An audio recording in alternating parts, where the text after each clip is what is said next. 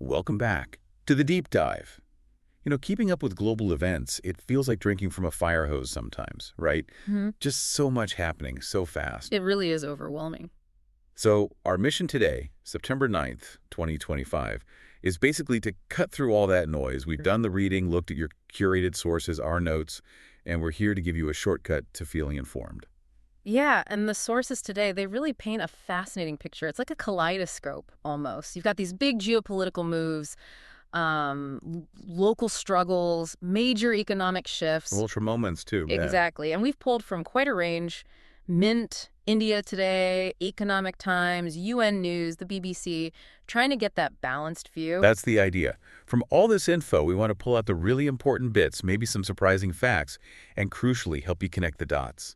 Because it is all connected, isn't it? In ways you don't always expect. Right. Here's where it gets really interesting. Let's kick off with the geopolitical chessboard.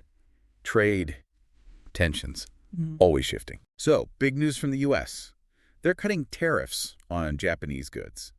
Cars, auto parts specifically. Oh, right. That's significant. Yeah, it takes effect September 16th. Ryosei Akazawa announced it on X, said it came from an order Trump signed. This feels like more than just a minor tweak, wouldn't you say? Oh, absolutely. It signals a pretty substantial shift. It's strategic, not just a simple tariff cut. What's the thinking there, maybe? Well, timing, the focus on autos. It looks like a calculated move, maybe to strengthen ties with Japan. Could be a counterpoint, perhaps, to some other things we're seeing. Like what? Like Peter Navarro, former Trump aide, he's been really critical of India lately. I saw that. The won't end well for India stuff. Exactly. And accusing them over Russian oil imports, calling it blood money. Even though, X fact-checked him, pointing out India's trade is legal, it's sovereign policy. So the U.S. is cutting Japan tariffs but putting pressure on India regarding Russia. Seems like it. It highlights that complex pressure, that sort of carrot-and-stick approach playing out. Which puts India in a tricky spot. But they seem to be managing that balancing act quite carefully. They really do. PM Modi's made it clear India is not joining Beijing's anti-West group. But at the same time, they're strengthening ties with Moscow, participating in military exercises with Russian troops. Two major ones, yeah. It's very pragmatic, securing their own interests. And even on the sports front, which can get tense. The BCCI cleared the India-Pakistan cricket match for the Asia Cup. Demonstrating that practical engagement even there. It's fascinating how India navigates this while also pushing for, a fairer global economy. How so? Well, at that recent BRICS virtual meeting, S. Jaishankar, the external affairs minister, he really emphasized fair economic practices, resilient supply chains. Especially with all the global disruption. Exactly. It wasn't just talk. It's directly addressing these tariffs, these trade tensions, saying, look, we need stability, predictability. That's crucial for economies like India. They want to shape the rules, not just react. Makes sense. Meanwhile, across the globe, Europe's got its own drama. France, specifically. Oh, yeah, the government collapsed. Yeah, PM Francois Bayrou lost a no-confidence vote, all tied to a debt crisis. How bad is it? The deficit is nearly double the EU's 3% limit, and debt's at like 114% of GDP. That's significant. Wow. That's not just a reshuffle. That's a major shakeup for a key European power. Could definitely have ripple effects, couldn't it? For the Eurozone, maybe? You'd think so, and it kind of fits into a broader picture of fragility, doesn't it? It really does. And it's not just Europe. We've also seen Israeli strikes near Syrian cities recently. That conflict just grinds on. Okay. And the U.S. seems to be stepping up military operations in the Caribbean, Pentagon officials visiting Puerto Rico. So you've got these shifting alliances, the trade tensions, internal political chaos in places like France. What does it all mean for global stability, really? That's the million-dollar question, isn't it? It just feels incredibly fluid, very unpredictable. Everyone's constantly recalibrating, often under pressure, just constant flux. Okay, so from that big picture, let's zoom in a bit. Look at how these things play out within countries. Domestic currents. And Nepal. Wow. Yeah, those Gen Z protests were something else. Started over a social media ban, is that right? Initially, yeah. But it quickly became about much more. Anger over corruption, over this Nepo kid privilege thing. Resentment that the powerful elite's kids get ahead. Exactly. And it turned tragic. 20 deaths reported, 300 injuries. Which forced the government's hand, it seems. They lifted the ban. The PM promised an investigation. And the Home Minister resigned. It shows the power of youth activism, doesn't it? And how quickly governments have to react. especially when you mess with online access. And the UN stepped in. Immediately offered assistance, yeah. It highlights how these domestic things can have wider implications, how global bodies see the potential for instability. Shows the power of social media, too, turning an online ban into a flashpoint for deeper issues. Okay, shifting continents now. U.S. domestic politics. A lot swirling around Donald Trump, as usual. Always seems to be something.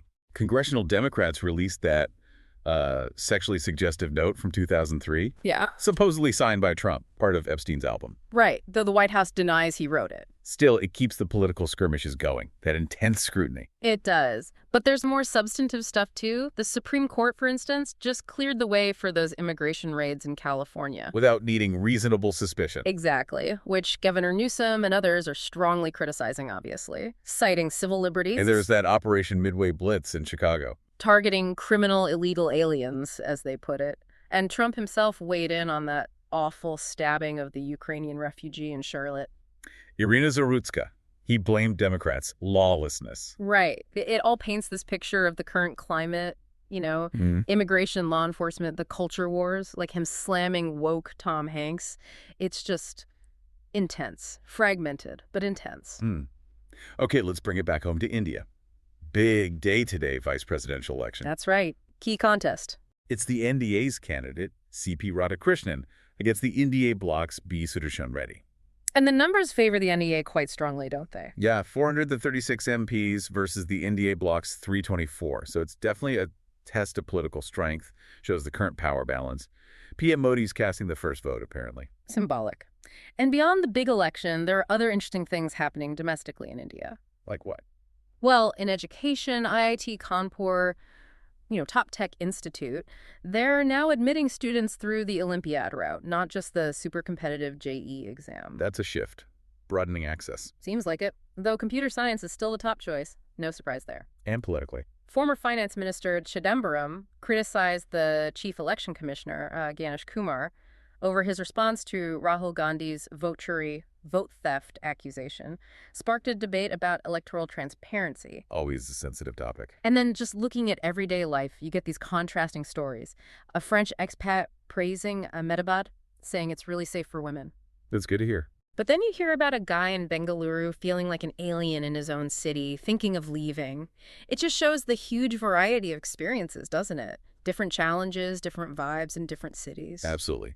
Okay, let's pivot again. Economic pulse, tech frontier.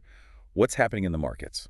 Well, looking at the Indian markets for September 8th, Tata Motors, Mahindra and Mahindra, Maruti Suzuki, they were doing well. Top gainers. Strong showing for autos then. Seems like it. On the other side, Asian Paints, Nestle India, they were among the losers, so some shifts in sentiment. And for anyone watching IPOs, Urban Company is opening soon. Big one for the services sector. Definitely. And it's interesting how policy directly hits the market. Analysts are recommending auto, consumer goods, insurance stocks. Because of those GST rate cuts. Exactly. They're expecting pretty decent returns, like 9 to 29% over 6 months. Shows how quickly investors react to government moves. But not everything's booming. No, interestingly, gold demand is down quite a bit this festive season.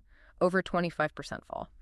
Why is that, do you think? Could be a shift in spending, people putting money elsewhere, or maybe just tighter budgets overall. Hard to say for sure. Right.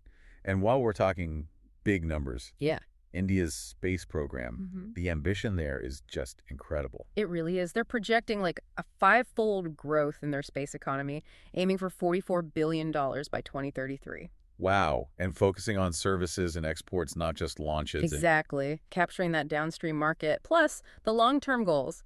Mars settlement, crewed moon base by 2047. Incredible vision. And they're collaborating too, right? With Japan on Chandrayaan-5. Yeah, inked a pact. Shows a smart collaborative approach. Okay, so that's space. Back down to earth. What's happening in tech and business? Well, the usual iPhone leaks are buzzing. iPhone 17 apparently getting a slim air design, 8K video, bigger battery for the Pro. Building hype for the Apple event? Always does.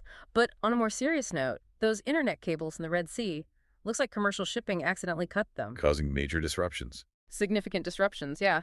It really highlights how fragile that global digital infrastructure is, how a physical accident can have huge virtual consequences. Makes you think about global connectivity, doesn't it? Definitely. A real vulnerability. And other business news. Seems like a mixed bag. It is. That raid at the Hyundai factory in Georgia, hundreds of South Korean engineers detained, that's causing international concern, questions about investment, labor. Yeah, that sounds messy. And then you've got job cuts at ANZ, Dell's CFO leaving, Intel shaking up executives. Reflects maybe some broader economic anxiety, pressure on corporations. But innovation, too. Yeah, Renault's planning cheaper batteries for affordable EVs. That could be a game changer for adoption. So, Right. yeah, constant motion, economic shifts, tech pushing forward, challenges and opportunities side by side. Which brings us, unfortunately, to some tougher topics. Humanitarian crises, the Earth's fury. These demand our attention, too. They absolutely do. Starting with that devastating earthquake in Afghanistan, 6.0 magnitude. Just awful news. The UN is pleading for international support. They're saying communities are struggling just for basic survival, and the numbers, they're expected to climb. A truly grim picture. And it's happening against a backdrop of other crises. The UN is warning, very starkly, that the window to stop famine spreading in Gaza is closing fast. A desperate situation there. And you're seeing responses in other ways, too. Actors, entertainers boycotting Israeli film institutions over the conflict. A cultural protest? Yeah. And there was that incident with the aid ship to Gaza. Reportedly had Greta Thunberg aboard, allegedly hit by a drone off Tunisia. Raises serious questions about aid safety. Absolutely. And tragically, the UN chief condemned that terror attack in Jerusalem. 6 Israelis killed by Palestinian gunmen. Just a relentless cycle of violence. It's just so much suffering, interconnected, natural disasters, conflict. Exactly. And then you have heavy rains hampering aid after a landslide in war-torn Sudan, making a bad situation worse. The UN still supporting Ukraine after those massive Russian attacks. Constantly needing support there. And here in India, the monsoon rains. Deadly landslides, floods, hundreds killed. Plus that offshore earthquake rattling Greece, 5.2 magnitude. It really underscores the immense challenge. You have all these crises happening at once, disasters, conflicts, blockades. How do communities, global and local, even prioritize? How do you deliver aid effectively? Especially when resources are stretched so thin. And political will can be so fragmented. The UN might offer help quickly, but actually getting it there, that often gets bogged down by politics, by logistics. It's a monumental task. Okay, let's try to end on a slightly brighter note, if we Sure. can. Culture and sports, they always manage to offer some distractions, some moments of unity. They really do. Bit of relief. So the Asia Cup 2025 is starting. Cricket fans excited. India are favorites, apparently. Yeah, big tournament. And India's women's hockey team just thrashed Singapore 12-0 in their Asia Cup. Dominant performance. Wow. And Manpreet Singh dedicated their win to the Punjab flood victims. Yeah, a really poignant gesture. Connects that moment of triumph back to the struggles people are facing. That's powerful. Yeah. Any other cultural highlights? Well, A.R. Rahman's doing another interesting crossover project, always pushing boundaries. Mm-hmm. Kajal Agarwal had to shut down some accident rumors. Yeah. The usual celebrity buzz. Right. And the MTV VMAs happen. Always good for some headlines and performances. It's just, fascinating how even with everything else going on, these things provide shared experiences, moments of celebration. So we've covered a huge amount of ground today, haven't we? From global diplomacy and protests. To space ambitions and heartbreaking disasters. Right. So what does this all mean for you listening? Well, hopefully you feel equipped now. A deeper understanding of the forces shaping things, how these different stories weave together. Absolutely. These aren't just isolated news items. They're threads in this massive, complex tapestry. Seeing them together, that's where the real insight comes from, we think. Understanding the context, the bigger picture. That's the goal. And maybe one final thought for you to chew on as you process all this. With these constant shifts in global power and the rise of these youth movements demanding change, often supercharged by tech, how much power really sits with traditional governments anymore versus, the collective voice, the digital networks? Something to think about. Definitely something to think about. Thank you for joining us for this deep dive.